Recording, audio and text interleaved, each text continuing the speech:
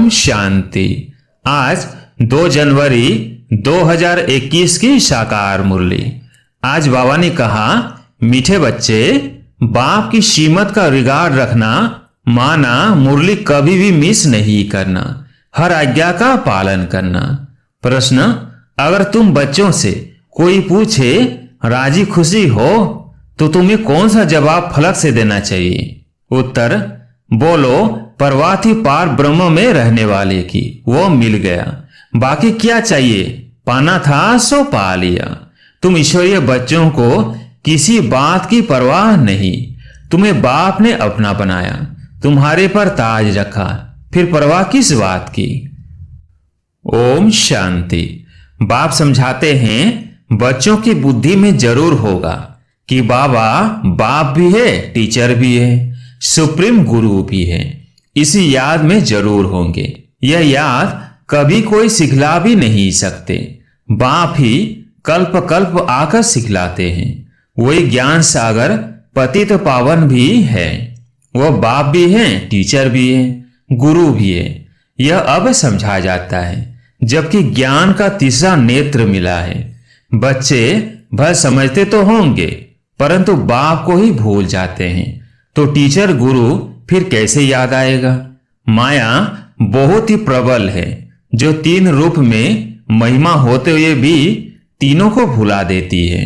इतनी सर्वशक्तिवान है।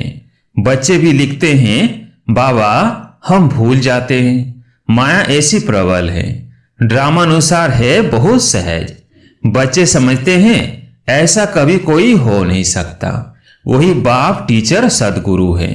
सच सच इसमें गपोड़े आदि की कोई बात नहीं। अंदर में समझना चाहिए ना, परंतु माया भुला देती है। कहते हैं हम हार खा लेते हैं, तो कदम कदम में पदम कैसे होंगे? देवताओं को ही पदम की निशानी देते हैं, सबको तो नहीं दे सकते। ईश्वर की यह पढ़ाई है, मनुष्य की नहीं। मनुष्य की यह पढ़ाई कभी हो नहीं सकती। भल देवताओं की महिमा की जाती है, परंतु फिर भी ऊंच से ऊंचे एक बाप है। बाकी उनकी बड़ाई क्या है? आज गदाई कल राजाई। अभी तुम पुरुषार्थ कर रहे हो ऐसा लक्ष्मी नारायण बनने का। जानते हो इस पुरुषार्थ में बहुत फेल होते हैं। पढ़ते फिर भी इतने हैं जितने कल्प पहले पास हुए थे। वास्तव में ज्ञान है भी बहुत सहज, परंतु माया भुला देती है। बाप कहते हैं अपना चार्ट लिखो, परंतु लिख नहीं पाते हैं। कहां तक बैठ लिखें?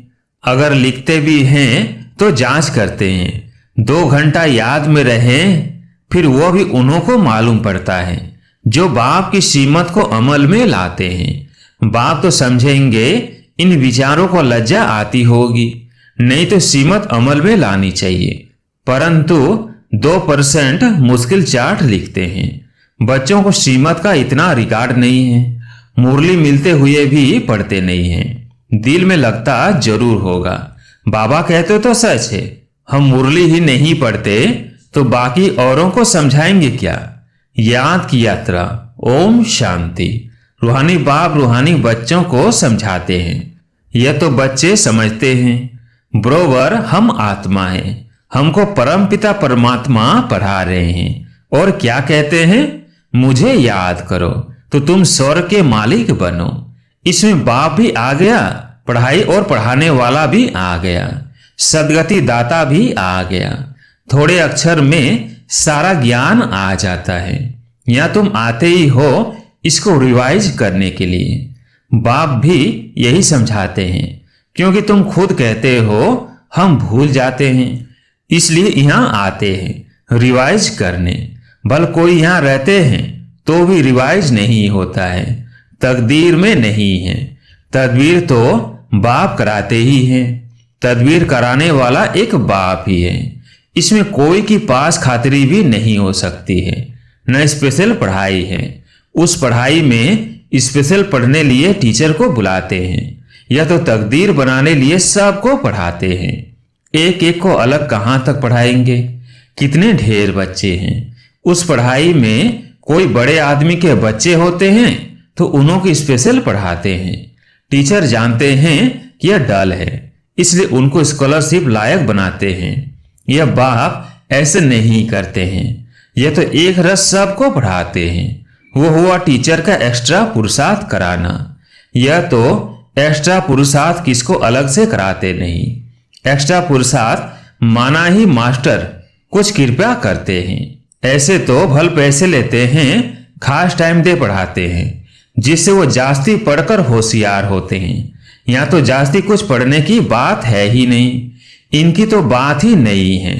एक ही महामंत्र देते हैं, मन मना भव। यहाँ से क्या होता है ये तो समझते हो। बाप ही पतित पावन हैं, जानते हो उनको याद करने से ही पावन बनेंगे। अब तुम बच्चों को ज्ञान है, जितना याद करेंगे उतना पावन बनेंगे। कम याद करेंगे तो कम पावन बनेंगे। यह तुम बच्चों के पुरुषार्थ पर है। बेहद के बाप को याद करने से हमको यह लक्ष्मी नारायण बनना है। उन्हों महिमा तो हर एक जानते हैं। कहते भी है आप पुण्य आत्मा हो, हम पाप आत्मा हैं। ढेर मंदिर बने हुए हैं, वहां सब क्या करने जाते हैं? दर्शन से फायदा तो कुछ भी नहीं। एक दो को देख चले जाते हैं, बस दर्शन करने जाते हैं। फलाना यात्रा पर जाता है, हम भी जावे, इससे क्या होगा? कुछ भी नहीं। तुम बच्चों ने भी यात्राएं की है। जैसे और त्योहार मनाते हैं, वैसे यात्रा भी एक त्योहार समझते हैं। अभी तुम याद की यात्रा भी एक त्योहार समझते हो। तुम याद की यात्रा में रहते हो। अक्षर ही एक है, मन मना भव। यह तुम्हारी यात्रा अनादि है। वो भी कहते हैं वो यात्रा हम अनादि करते आए हैं, परंतु तुम अभी ज्ञान सहित कहते हो हम कल्प कल्प ये यात्रा करते हैं। बाप ही आकर यह यात्रा सिखलाते हैं। वह चारों धाम जन्म बाय जन्म यात्रा करते हैं। यह तो बेहद का बाप कहते हैं मुझे याद करो तो तुम पावन बन जाएंगे। ऐसे तो और कोई कभी नहीं कहते कि यात्रा से तुम पावन बनेंगे। मनुष्य यात्रा पर जाते हैं तो उस समय पावन रहते हैं। आजकल तो वहां भी गंध लगा पड़ा है, पावन नहीं रहते। इस रूहानी यात्रा का तो किसको पता नहीं है। तुमको अभी बाप ने बताया है यह याद की यात्रा है सच्ची। वो यात्रा का चक्र लगाने जाते हैं, फिर भी वैसे का वैसा बन जाते हैं। चक्र लगाते रहते हैं। जैसे वास्को डिगामा ने सृष्टि का चक्र लगाया, यह भी चक्र लगाते हैं ना। गीत भी है ना, चारों तरफ लगाए फेरे, फिर भी हर दम दूर रहे। भक्ति मार्ग में तो कोई मिला नहीं सकते। भगवान कोई को मिला नहीं, भगवान से दूर ही रहे। फेरे लगाकर फिर भी घर में आकर 5 विकारों में फंसते हैं। वो सब यात्राएं हैं झूठी। अभी तुम बच्चे जानते हो यह पुरुषोत्तम संगम युग, जबकि बाप आए हैं। एक दिन सब जान जाएंगे बाप आया हुआ है, भगवान आखिर मिलेगा। लेकिन कैसे, यह तो कोई भी जानते नहीं। यह तो मीठे मीठे बच्चे जानते हैं कि हम श्रीमत पर इस भारत को फिर से स्वर्ग बना रहे हैं। भारत का ही तुम नाम लेंगे, उस समय और कोई धर्म होता नहीं, सारे विश्व पवित्र बन जाती है। अभी तो ढेर धर्म है। बाप आकर तुमको सारे झाड़ का नॉलेज सुनाते हैं, तुमको स्मृति दिलाते हैं। तुम सो देवता थे, फिर सो क्षत्रिय, सो वैश्य, सो शूद्र बने। अभी तुम सो ब्राह्मण बने हो। यह हम सो का अर्थ बाप कितना सहज समझाते हैं। ओम अर्थात मैं आत्मा, फिर हम आत्मा ऐसे चक्र लगाती है। वो तो कह देते हम आत्मा सो परमात्मा, परमात्मा सो हम आत्मा। एक भी नहीं जिसको हम सो का अर्थ यथार्थ मालूम हो। तो बाप कहते हैं यह जो मंत्र है यह हरदम याद रखना चाहिए। चक्र बुद्धि में नहीं होगा तो चक्रवर्ती राजा कैसे बनेंगे। अभी हम आत्मा ब्राह्मण हैं, फिर हम सो देवता बनेंगे। या तुम कोई से भी जाकर पूछो, कोई नहीं बताएंगे। वो तो 84 का अर्थ भी नहीं समझते। भारत का उत्थान और पतन गाया हुआ है, यह ठीक है। शतो प्रधान, सतो रजो तमो, सूर्यवंशी, चंद्रवंशी, वैश्यवंशी। अभी तुम बच्चों को सब मालूम पड़ गया है। बीज रूप बाप को ही ज्ञान का सागर कहा जाता है। वह इस चक्र में नहीं आते हैं। ऐसे नहीं हम जीवात्मा सब परमात्मा बन जाते हैं। नहीं, बाप आप समान नॉलेजफुल बनाते हैं, आप समान गॉड नहीं बनाते हैं। इन बातों को बहुत अच्छी रीति समझना है, तब बुद्धि में चक्र चल सकता है, जिसका नाम स्वदर्शन चक्र रखा है। तुम बुद्धि से समझ सकते हो हम कैसे इस 84 के चक्र में आते हैं। इसमें सब आ जाता है, समय भी आता है, वर्ण भी आ जाते हैं, वंशावली भी आ जाती है। अब तुम बच्चों की बुद्धि में ये सारा ज्ञान होना चाहिए। नॉलेज से ही ऊंच पद मिलता है। नॉलेज होगी तो औरों को भी देंगे। यहाँ तुमसे कोई पेपर आदि नहीं भराए जाते हैं। उन स्कूलों में जब इम्तिहान होते हैं तो पेपर से विलायत से आते हैं। जो विलायत में पढ़ते होंगे उन्हों की तो वहां ही रिजल्ट निकालते होंगे। उनमें भी कोई बड़ा एजुकेशन अथॉरिटी होगा जो जांच करते होंगे पेपर्स की। तुम्हारे पेपर्स की जांच कौन करेंगे? तुम खुद ही करेंगे। खुद को जो चाहो सो बनाओ। पुरुषार्थ से जो चाहे सो पद बाप से ले लो। प्रदर्शनी आदि में बच्चे पूछते हैं ना, क्या बनेंगे? देवता बनेंगे, बैरिस्टर बनेंगे, क्या बनेंगे? जितना बाप को याद करेंगे, सर्विस करेंगे, उतना फल मिलेगा। जो अच्छी रीति बाप को याद करते हैं वह समझते हैं हमको सर्विस भी करनी है, प्रजा बनानी है ना। यह राजधानी स्थापन हो रही है तो उसमें सब चाहिए। वहां वजीर होते नहीं। वजीर की दरकार उनको रहती जिसको अकल कम होता है। तुमको वहां राय की दरकार नहीं रहती है। बाबा के पास राय लेने आते हैं, स्थूल बातों की राय लेते हैं। पैसा का क्या करे, धंधा कैसे करे। बाबा कहते हैं ये दुनियावी बातें बाप के पास नहीं ले आओ। हाँ, कहाँ दिल शिकस्त बन न जाए तो कुछ न कुछ आथत देकर बता देते हैं यह कोई मेरा धंधा नहीं है, मेरा तो ईश्वरीय धंधा है तुमको रास्ता बताने का। तुम विश्व का मालिक कैसे बनो? तुमको मिली है श्रीमत, बाकी सब है आसुरी मत। सतयुग में कहेंगे श्रीमत, कलयुग में आसुरी मत। वो है ही सुख धाम। वहां ऐसे भी नहीं कहेंगे कि राजू खुशी हो, तब यह ठीक है। यह अक्षर वहां होते नहीं। यह यहां पूछा जाता है कोई तकलीफ तो नहीं है, राजी खुशी हो। इसमें बहुत बातें आ जाती हैं। वहां दुख है ही नहीं जो पूछा जाए। यह है ही दुख की दुनिया। वास्तव में तुमसे कोई पूछ नहीं सकता। भल माया गिराने वाली है तो भी बाप मिला है ना। तुम कहेंगे क्या तुम खुश खैरापत पूछते हो? हम ईश्वर के बच्चे हैं, हमसे क्या खुश खैरापत पूछते हो? परवाह थी पार ब्रह्म में रहने वाले बाप की, वो मिल गया, फिर किसकी परवाह? यह हमेशा याद करना चाहिए हम किसके बच्चे हैं। यह भी बुद्धि में ज्ञान है कि जब हम पावन बन जाएंगे तो फिर लड़ाई शुरू हो जाएगी। तो जब भी तुमसे कोई पूछे कि तुम खुश राजी हो तो बोलो हम तो सदैव खुश राजी हैं। बीमार भी हो तो भी बाप की याद में हो। तुम स्वर्ग से भी जास्ती या खुश राजी हो, जबकि स्वर्ग की बादशाही देने वाला बाप मिला है जो हमको इतना लायक बनाते हैं। तो हमको क्या परवाह रखी है? ईश्वर के बच्चों को क्या परवाह? वहां देवताओं को भी परवाह नहीं। देवताओं के ऊपर तो है ईश्वर, तो ईश्वर के बच्चों को क्या परवाह हो सकती है? बाबा हमको पढ़ाते हैं।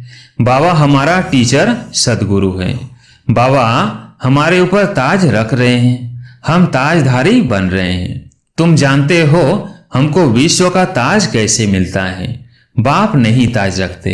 यह भी तुम जानते हो सतयुग में बाप अपना ताज अपने बच्चों पर रखते हैं, जिसको अंग्रेजी में कहते हैं क्राउन प्रिंस। यहाँ जब तक बाप का ताज बच्चे को मिले तब तक बच्चे को उत्कंठा रहेगी। कहाँ बाप मरे तो ताज हमारे सिर पर आवे। आस होगी प्रिंस से महाराजा बनो। वहां तो ऐसी बातें होती नहीं। अपने समय पर कायदे अनुसार बाप बच्चों को ताज देकर फिर किनारा कर लेते हैं। वहां वानप्रस्थ की चर्चा होती नहीं। बच्चों को महल आदि बनाकर देते हैं, आशाएं सब पूरी हो जाती हैं। तुम समझ सकते हो सतयुग में सुख ही सुख है। प्रैक्टिकल में सब सुख तब पाएंगे जब वहां जाएंगे, वह तो तुम ही जानो। स्वर्ग में क्या होगा, एक शरीर छोड़ फिर कहां जाएंगे। अभी तुम्हें प्रैक्टिकल में बाप पढ़ा रहे हैं। तुम जानते हो हम सच सच स्वर्ग में जाएंगे। वो तो कह देते हम स्वर्ग में जाते हैं, पता भी नहीं है स्वर्ग किसको कहा जाता है। जन्म जन्मांतर यह अज्ञान की बातें सुनते आए, अभी बाप तुमको सत्य बातें सुनाते हैं।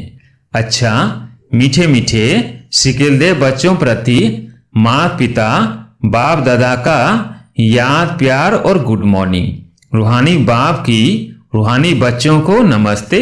हम रूहानी बच्चों की रूहानी बाप दादा को याद प्यार गुड मॉर्निंग नमस्ते नमस्ते। धारणा के लिए मुख्य सार। पहला पॉइंट, सदा राजी खुशी रहने के लिए बाप की याद में रहना है। पढ़ाई से अपने ऊपर राजाई का ताज रखना है। दूसरा, श्रीमत पर भारत को स्वर्ग बनाने की सेवा करनी है। सदा श्रीमत का रिगार्ड रखना है। आज प्यारे मीठे बाबा का वरदान, कनेक्शन और रिलेशन द्वारा मनसा शक्ति के प्रत्यक्ष प्रमाण देखने वाले सूक्ष्म सेवाधारी भव। कनेक्शन और रिलेशन द्वारा मनसा शक्ति के प्रत्यक्ष प्रमाण देखने वाले सूक्ष्म सेवाधारी भव। जैसे वाणी की शक्ति व कर्म की शक्ति का प्रत्यक्ष प्रमाण दिखाई देता है, वैसे सबसे पावरफुल साइलेंस शक्ति का प्रत्यक्ष प्रमाण देखने के लिए बाप दादा के साथ निरंतर क्लियर कनेक्शन और रिलेशन हो। इसे ही योग बल कहा जाता है। ऐसी योग बल वाली आत्माएं स्थूल में दूर रहने वाली आत्मा को सम्मुख का अनुभव करा सकती हैं। आत्माओं का आह्वान कर उन्हें परिवर्तन कर सकती है। यही सूक्ष्म सेवा है। इसके लिए एकाग्रता की शक्ति को बढ़ाओ। स्लोगन, अपने सर्व खजानों को सफल करने वाले ही महादानी आत्मा हैं। अपने सर्व खजानों को सफल करने वाले ही महादानी आत्मा हैं। अच्छा, ओम शांति।